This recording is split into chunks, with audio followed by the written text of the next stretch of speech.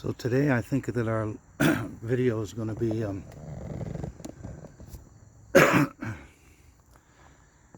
be greenside chipping from the fringe, from what would be the first cut of fringe. Now I'll start at the other end of the green down there and chip toward these two holes down here, the yellow master's flag and the green flag to the left. Let's go a little more left with this. Sorry. I'm supposed to stop it and then adjust. And by the percentage shot, I mean is what's the shot that's going to get the ball to the hole for you the best? I.e., is it going to be a sand wedge, maybe a middle or a gap wedge, or a more lofted sand wedge, or something down around a pitching wedge? So I've got a regular 48-degree sand wedge, I've got a 52-degree sand wedge, and I got a pitching wedge out today, and also a putter. So that said, we'll run through a couple, and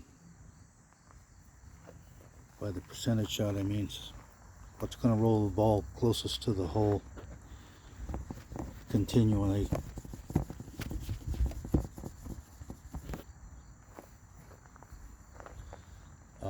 You know, 90% of the time.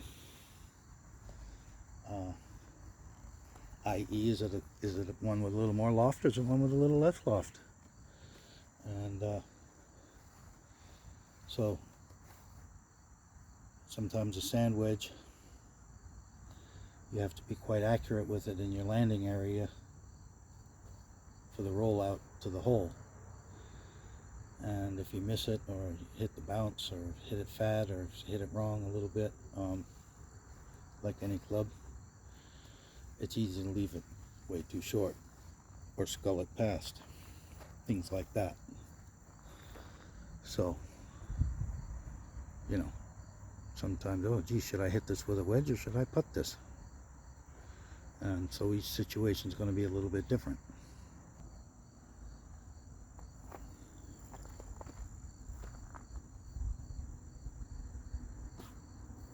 So right now I've got my regular sand wedge.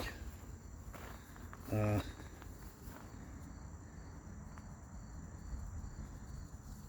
course I didn't have the camera just on just now. The first one I chipped went in the hole down there.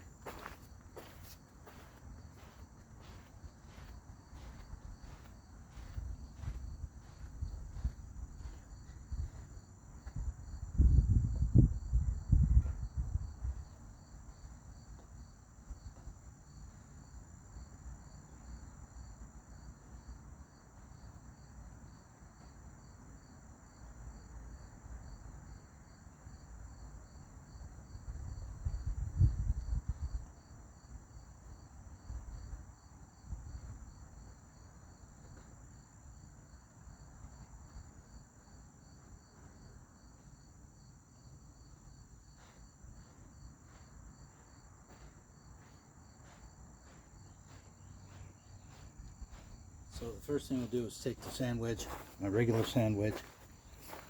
I got a 52 degree over there as well. But you have to be pretty accurate with that one. So I'm going to feel out a little bit of the difference for us between the sand wedge and the pitching wedge for certain distances, certain chips. Right now I'm going to go for this hole first, right down here. This is with the master's flag in it, which is quite appropriate for it. This hole is a very subtle break, and then when it gets to the hole, the ball runs away out to the fringe underneath the camera here. It's got a very subtle break to the left down here, and well, you'll see.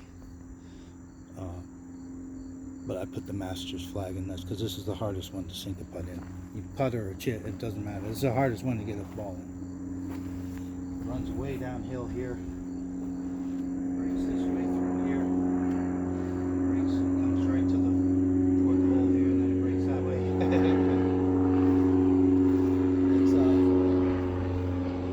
It's actually it's a beautifully contoured hole, and it's again it's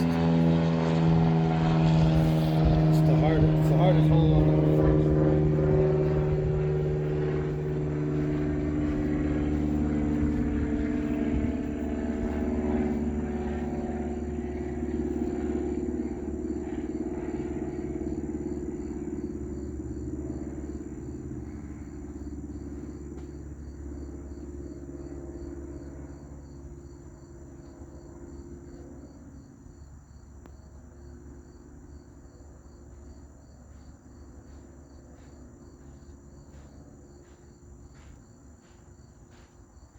So what do? I line up as I normally would with the ball inside my left heel, and I bring my right foot forward, bringing the ball back in my stance. Okay, back in your stance is not this. Back in your stance is this, or this, or this. Okay. So, I a little back in my stance. I let the loft of the club do the work, and I give it a putting stroke. I try to get this sole of the club the right place without hitting it fat. I have a tendency to hit these fat. Essentially just like I putt, and just let the club do the work. Let the club face, that's what the loft is for, to get the ball in the air. So it's a 48-degree wedge, let's say. So I want to hit the ball about 48% of the way to the hole landing area and let it roll to the hole. That's how, rule of thumb, how I judge it.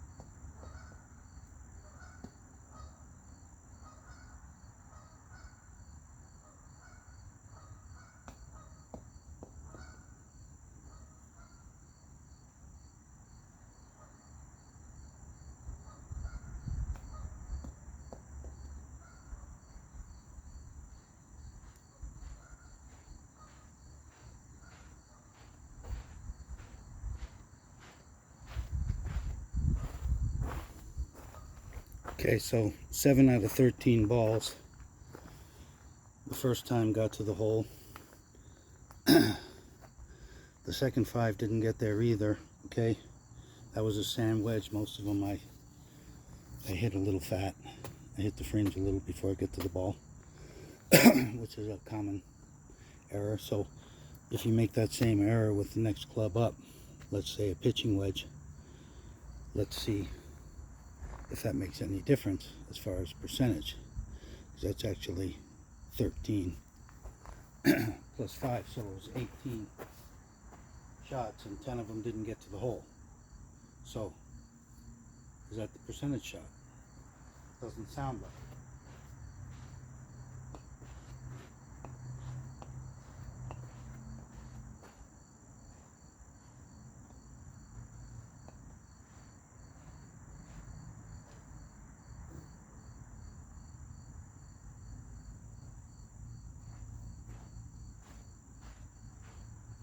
Okay.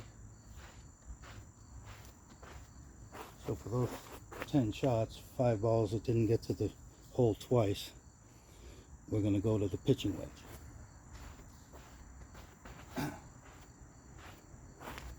Less loft, don't have to be quite as accurate in your hit or your landing area. It's going to have a little more roll.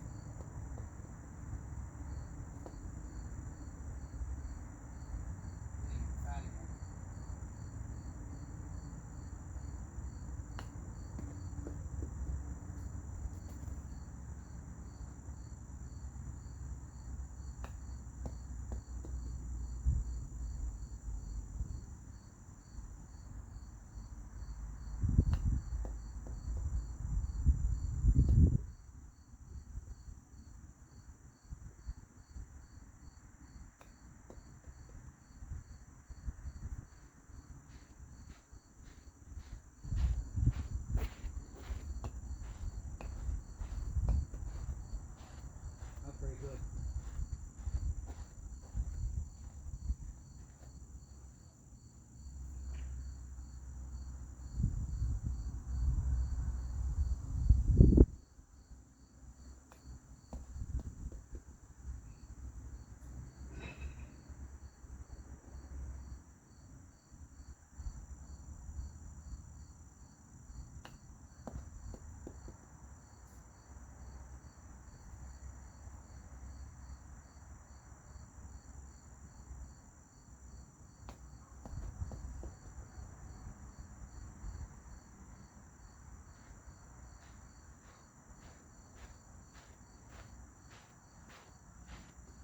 So clearly the pitching wedge is the preferred wedge of the two for a 26, 28 foot putt like that. Now I don't know if you saw,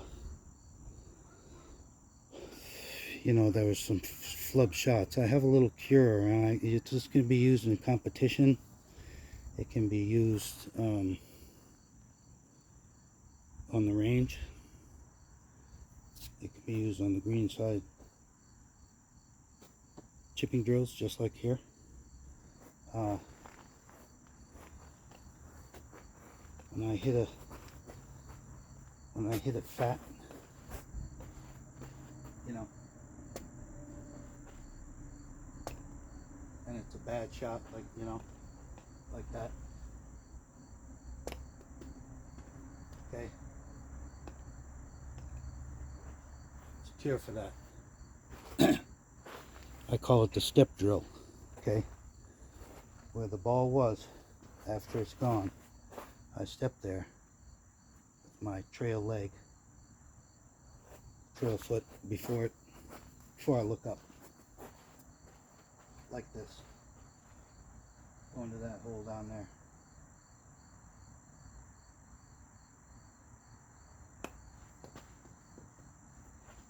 Okay, that wasn't bad.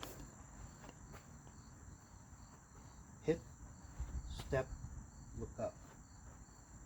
Keeps you in your shot. And it works. You can do it by yourself in competition, you know, or playing on Sunday afternoon, whatever the case may be. Like I said, even in practice.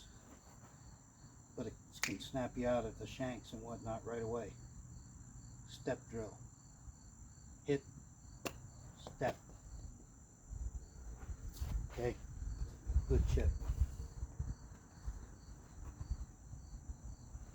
Hit, step.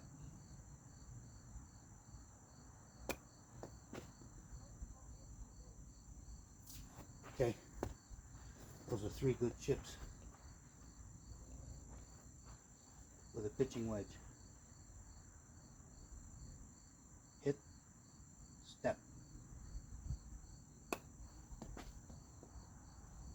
That was a little thin, but thin to win, fat to lose. Hit, step.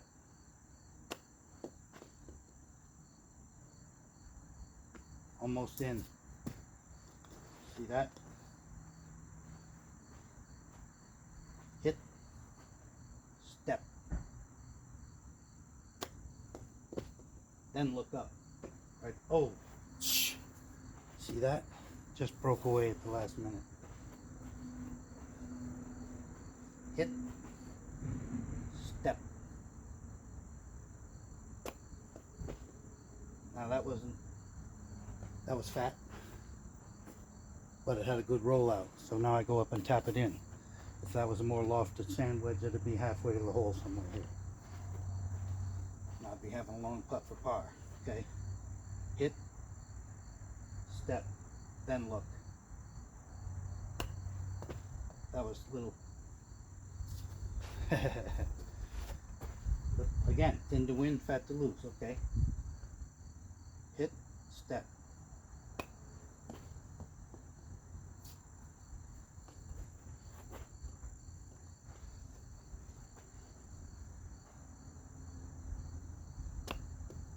Fat.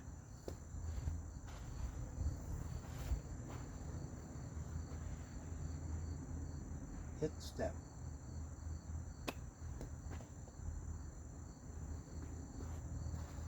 See? Snaps you out of it. That was a bad shot. I didn't do the hit step on the one before. Look where the ball went.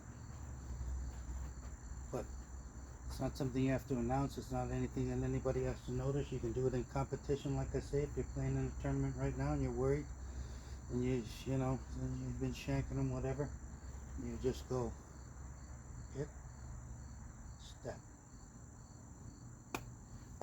then look up. Okay, so less loft, more roll, better percentage on your miss hits, and if you're having trouble around the greens, use the step drill as demonstrated. Cheers. Capt and Pete, thanks for tuning in.